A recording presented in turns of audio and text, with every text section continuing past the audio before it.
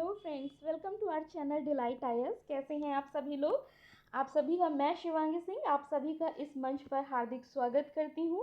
Friends, आप सभी जानते हैं आज आज़ादी की 75वीं वर्षगांठ मनाई जा रही है, जिसकी दिल से आप सभी को हार्दिक शुभकामनाएं। मेरे दोस्तों, आप सभी जानते हैं कि माननीय प्रधानमंत्री जी नरेंद्र मोदी जी ने आज लाल किले से देश के कई मुद्दों पर चर्चा की है। साथ ही उन्होंने नारी शक्ति पर भी अपना दुख दर्द व्यक्त किया है। आज हम उसी टॉपिक पर चर्चा करेंगे मेरे दोस्त, ठीक है। तो उन्होंने अपनी स्त्री शक्ति व स्त्री सम्मान पर अपना दर्द व्यक्त करते हुए कहा है कि मेरे भीतर का दर्द मैं कहाँ और किससे कहूँ, देशवासियों के सामने नहीं कहूँगा तो कहाँ कहूँगा।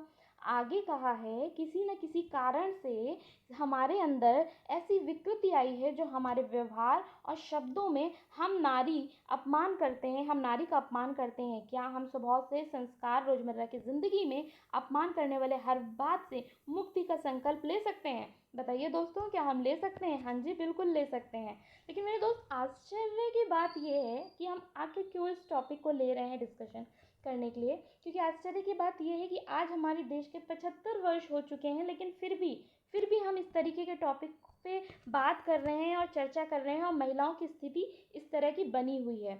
मेरे दोस्त, हम आगे ये भी बात करेंगे कि आखिर घरेलू स्तर पर और कार्यस्थल पर उन्हें किस तरीके की समस्याएं आती हैं, ठीक है। लेकिन उन सभी चीज़ों को कहने से पहले मैं एक कोटेशन कहूँगी। एक लड़की होने के नाते मैं ज़रूर इस कोटेशन को रखना चाहूँगी मेरे दोस्त, कि ये मेरा नहीं है, ये मेरी वॉलस्टोन क्राफ्ट ने कहा है। A vindication of the rights of women's में 1792 में कहा है मेरे दोस्त, 1792 में कहा है। कितने साल पुराने कहा, पहले कहा है, लेकिन आश्चर्य की बात है कि शताब्दी के बाद भी ये आज इतना सच प्रतीत होता है। ये कोटेशन है कि मैं नहीं चाहती हूँ कि महिलाओं का पुरुष पर अधिकार हो, मैं नहीं चाहती हूँ कि महिलाओं का पुरुष पर अधिकार हो, मैं चाहती हूँ कि उनका स्वयं पर अधिकार हो।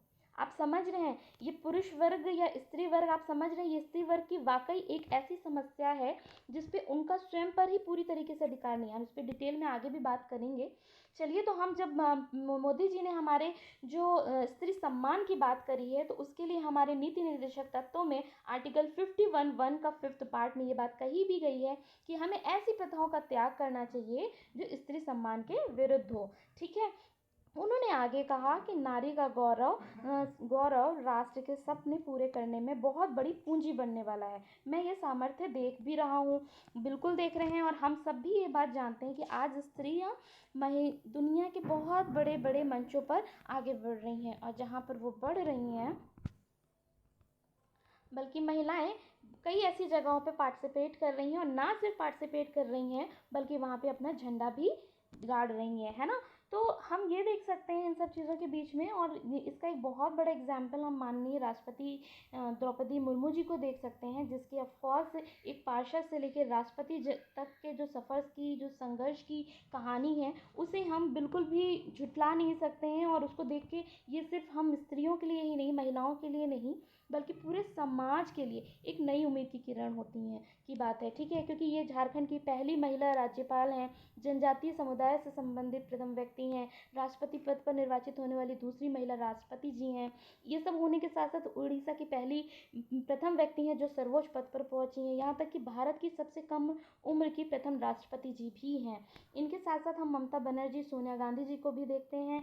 खेल में अगर हम देखें तो नीलिमा घोष जी, जिन्होंने ओलंपिक में पहुंचने वाली पहली महिला स्त्री हैं हमारे भारत की। मेरी कॉम है, मीराबाई चानू है, निखत जरीन जिन्होंने कॉमनवेल्थ 2022 में गोल्ड मेडल जीता है, मिताली राज जिन्होंने अपनी कप्तानी से भारतीय महिला क्रिकेट टीम को एक नया आयाम दिया है। मनोरंजन क्षेत्र में लता मंगेशकर, प्रियंका चोपड़ा जिन्होंने अंतर्राष्ट्रीय ख्याति प्राप्त की है। बच्चों, हम ये बातें क्यों कर रहे हैं, क्यों हम ये सब डिस्कशंस कर रहे हैं?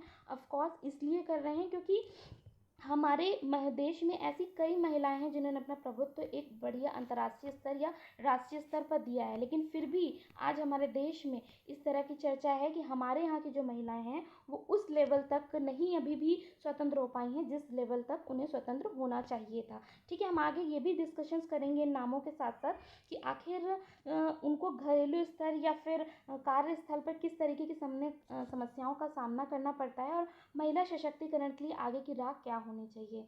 ठीक है, तो देखिए रक्षा क्षेत्र में भी हम इसे जल्दी जल्दी देख लेंगे कि रक्षा क्षेत्र में भी आखिर कैसे अभिलाषा, जैसे कैप्टन अभिलाषा जी हैं, जिनकी सेना भारतीय सेना में पहली महिला कॉम्बैट एविएटर हैं, शिवांगी सिंह जी हैं, भावना कांत हैं, अवनी चतुर्वेदी हैं। इन सबका महिला फाइटर पायलट के रूप में कौन इन्हें नहीं जानता है। आज सेना में महिलाओं को स्थायी कमीशन तक भी दे दिया गया है। कृषि का स्तरीकरण हो या खिलौना उद्योग हो या हथकरघा उद्योग हो, इन सभी में महिला बढ़ चढ़ के हिस्सा ले रही हैं और पूरी तरीके से अपने सामर्थ्य को दिखा रही हैं, है ना।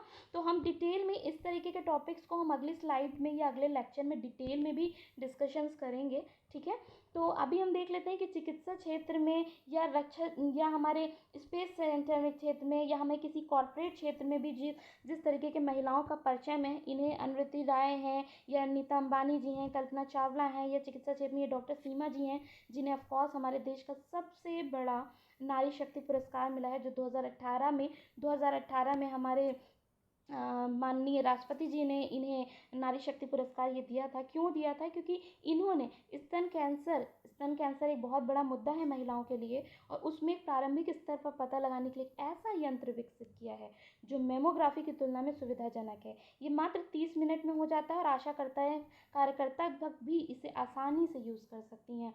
मेरे दोस्त, ये हम सभी जानते हैं कि स्तन कैंसर की नियमित जाँच की ज़रूरत होती है, जिसमें झिझक, लज्जा, इन सब का जो भाव होता है, उसके लिए ये काफ़ी आसान और व्यवहारिक और किफ़ायती एक छोटा सा यंत्र है।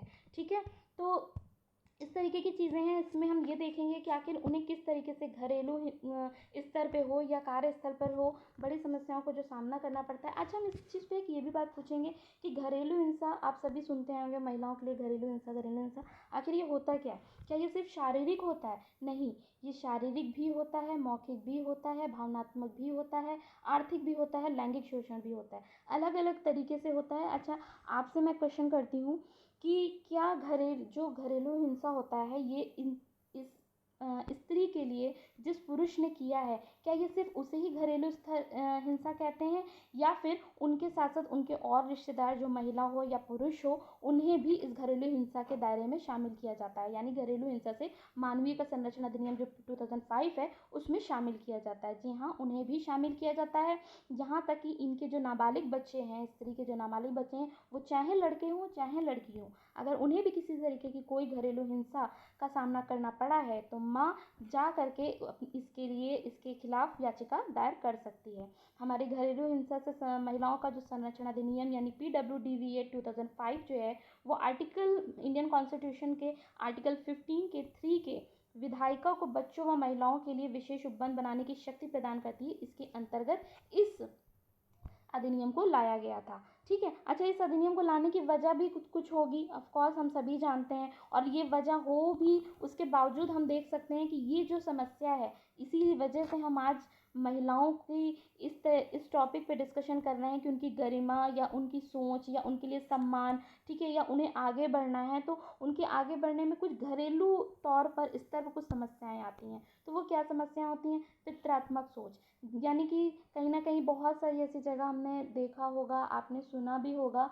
कि महिलाएं जो हैं पुरुषों के खाना खाने के बाद में खाना खाती हैं, और इससे ऑफ कोर्स उनके पोषण स्तर में भी जो कि कुछ कमी आती हैं, जो उनके आगे वाली जनरेशन जो होती है उनके फिर पोषण स्तर में उससे कमी आती है, और इस तरह की पितृत्मक सोच हो, या अपने निर्णय को लेने में वो थोड़ा असमर्थ फील करती हैं, या कहीं आने जाने की बाहर की स्वतंत्रता में वो असमर्थ फील करती हैं, इस तरह की चाहे सोच हो, या फिर आप देखिए कि कुछ स्त्रियां हैं जो इस पितृत्मक सोच से निकलना भी चाहती हैं, लेकिन वो अपना प्रभाव कहीं ना कहीं महिलाओं के ऊपर ही निकाल रही हैं। जैसे कि हम देख सकते हैं कि एक छोटा सा एग्जाम्पल, कि सास भी जिस परिस्थिति से गुजर के आई है, उसी परिस्थिति को वो वापस अपनी पुत्रवधू पर निकालती है। ठीक है, बाल विवाह जैसी एक मुख्य समस्या है, जिसमें इतनी छोटी उम्र में ही विवाह हो जाता है कि जब बच्चा बड़ा होता है तो उसमें जो सोच समझ होती है, वो उसके बाल विवाह के टाइम पे उसमें वो सोच समझ नहीं होती है, तो निश्चित तौर पर वो अपने लिए क्या अच्छा है क्या बुरा है वो सोच ही नहीं सकती है। केयर इकोनॉमी जैसी समस्याएं आती हैं, हमने देखी है कि घरेलू कार्य जो अवैतनिक है ना, या तो उसको घरेलू कार्य की उस अनुरूप या तो उसको वेतन नहीं मिल रहा है या बहुत कम मिल रहा है। तो ये केयर इकोनॉमी एक बहुत बड़ा मुद्दा है, जिसकी वजह से हम देखते हैं कि हमारे यहाँ की जनरेशन, हमारी महिलाओं की जो जनसंख्या इतनी ज़्यादा बढ़ चुकी है। अभी आपने देखा होगा कि नेशनल फैमिली हेल्थ रिपोर्ट 5 में हमारी जो लैंगिक अनुपातता है वो 1020 हो चुकी है। 1000 मेल पे 1020 फीमेल हो चुकी है ना। तो इन सब चीज़ों में देखें कि इतनी बड़ी जनसंख्या जब हमारी हो रही है, हमारी जनरेशन जब बढ़ रही है, तो वहाँ केयर इकोनॉमी जैसा मुद्दा एक बहुत अहम हो जाता है, क्योंकि मैक्सिमम लोग तो मैक्सिमम फीमेल्स जो हैं वो घरेलू कार्य में लगी हुई हैं और वो अवैतनिक हैं। अगर वो भी आकर आ जाए हमारी इस फील्ड में, तो क्या होगा, हमारी जो इकोनॉमी है वो डेवलप होगी। और हम फिर वहीं देखते हैं कि पिंक कॉलर जॉब जैसे मुद्दे भी हैं। पिंक कॉलर जॉब वो जॉब होती हैं कि अगर घरेलू स्तर पर महिलाओं को ऊपर बढ़ने का मौका दोस्तों दिया भी जा रहा है ना, उन्हें दिया जा रहा है कि भाई वो करें, तो उन्हें वो ऐसी जॉब का की ओर ज़्यादा उनको प्रियोरिटीज़ दी जाती हैं जो पिंक कॉलर जॉब्स हो। पिंक कॉलर जॉब्स क्या होती हैं, जैसे टीचिंग हो गया, चाइल्ड केयर हो गया, ब्यूटी इंडस्ट्री हो गई, नर्सिंग हो गया, कोई सोशल वर्क हो गया। ऐसे मतलब निर्धारण, ऐसे करियर को चूज़ करने पे ज़्यादा उनका वर्चस्व रहता है, चीज़ें जिस पे उनकी आसानी हो उनको, है ना। और हम देखते हैं कि बहुत सारी जगह अभी भी ये व्याप्त है कि लड़का लड़की पे जो शिक्षा व्यय होता है उसमें भेदभाव होता है।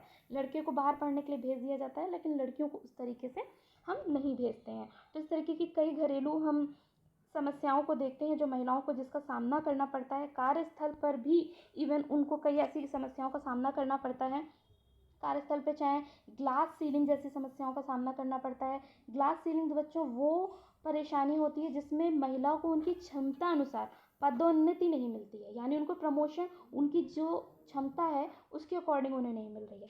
उन्हें कार्यस्थल पर यौन शोषण का सामना करना पड़ता है, आने जाने में यात्रा के समय सुरक्षा का सामना करना पड़ता है, वहाँ पे कार्यस्थल पर सुरक्षा का इशू होता है। कृषि सुविधा, यानी कि महिला है तो सीधी सी बात है, अगर उसकी शादी हुई है, उसका बच्चा है, तो उसका जो बच्चा है उसकी अगर उम्र बहुत छोटी है तो उसके लिए जो कृषि सुविधा होती है, यानी शिशु सदन जो गृह की सुविधा होती है, इस पर हमारी सरकार ने स्कीम भी लाए हैं, कार्य भी हो रहा है, लेकिन जिस मात्रा में, जिस सुविधा में, जिस तरीके से होना चाहिए उसमें अभी कमी है। ठीक है, वैतनिक भेदभाव हम देख सकते हैं, मातृत्व अवकाश में भेदभाव देख सकते हैं, ये अभी भी मेरे दोस्त जारी है, ये अभी भी जारी है। ठीक है, और इन सब चीज़ों के बावजूद अगर कामकाजी महिलाएं काम कर भी रही हैं, उसके बावजूद भी उन्हें दोहरी बोझ झेलना पड़ता है। और ये दोहरी बोझ यानी कि घरेलू कार्य के साथ साथ बाहर का कार्य भी उनको देखना पड़ता है, यानी कि सेकंड शिफ्ट उन्हें करनी पड़ती है। और ये सेकंड शिफ्ट जो कोरोना का टाइम आया था, जब वर्क फ्रॉम होम का टाइम आया था, उस टाइम पे तो ये बहुत ज़्यादा देखने को मिला था।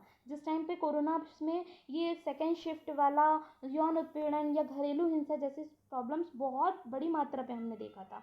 ठीक है, तो और अगर वो कमा भी रही हैं ना, तो हम देखते हैं कि उनके जो श्रम की जो पूर्ण स्वामिनी है ना, वो नहीं है वो, या तो उनका वेतन का जो खर्च करने का निर्णय वो ले रही हैं, या उनके पति ले रहे हैं, या उनका परिवार का कोई मुख्य सदस्य ले रहा है, तो उनकी भागीदारी कम है या तो नगण्य है वाली चीज़ें।